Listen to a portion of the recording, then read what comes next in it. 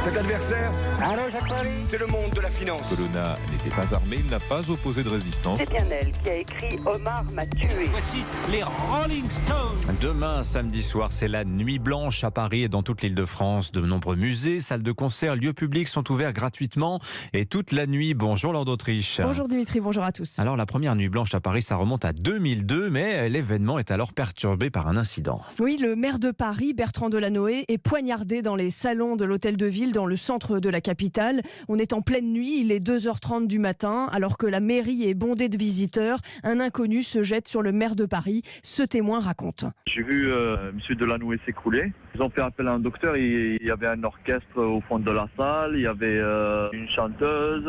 Après, ils ont fait sortir tout le monde des deux côtés du hall. Voilà. L'agresseur, Azzedine Berkane, est un homme de 39 ans, condamné pour des affaires de violence et de stupéfiants. Il dira avoir agi sous l'effet d'une pulsion parce qu'il n'aime pas les hommes politiques, particulièrement les homosexuels. Bertrand Delanoë est transporté à l'hôpital de la Pitié-Salpêtrière et opéré pendant 3 heures. Récit du journaliste d'Europe 1, Mathieu Delahousse. Le maire de Paris retrouve maintenant peu à peu ses esprits, mais les suites opératoires prendront du temps.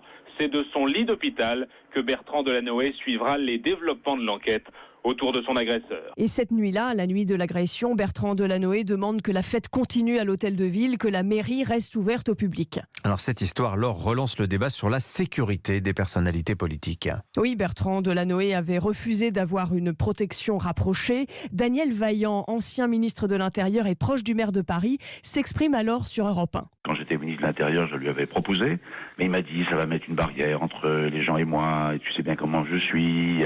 Il y a, je dirais, de la démence dans cette société. C'est une question qu'il faut que nous nous reposions. La sécurité, c'est aussi cela, c'est ces actes fous, cette violence.